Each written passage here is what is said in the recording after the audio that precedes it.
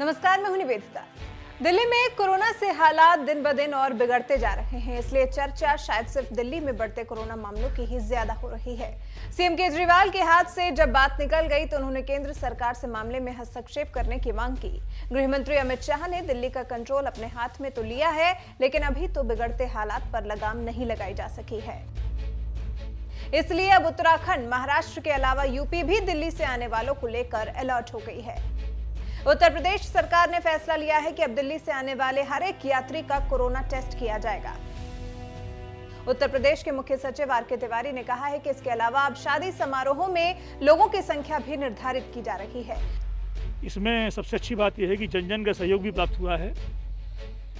दिल्ली राज्य में जरूर, दिल्ली शहर में जरूर इधर ऐसा प्रतीत होता है कि जिस तरह से वहाँ केसेस बढ़े हैं, ऐसा लगता है कि वहाँ सेकेंड वेव आई है।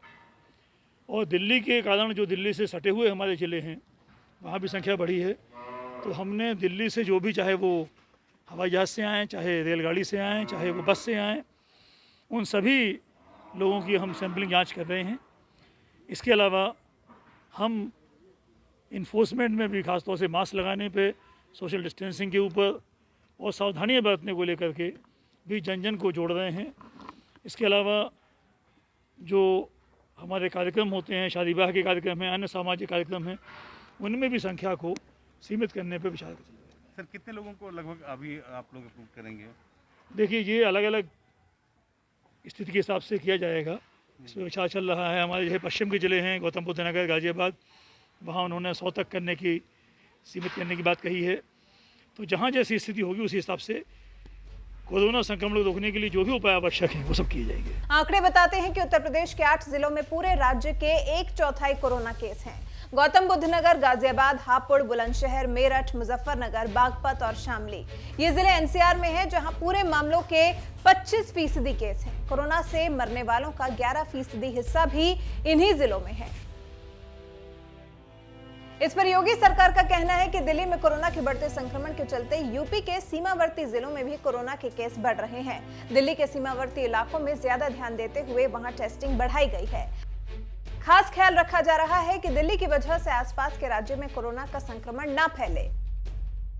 दिल्ली से आने वाले लोगों की रैंडम चेकिंग भी की जा रही है, ताकि संक्रमित व्यक्तियों की पहचान की जा सके, आंकड़े निकाले जा सकें कि आखिर कितने व्यक्ति कोरोना संक्रमित होने के बाद भी लगातार रोजाना दिल्ली से यूपी आ रहे हैं।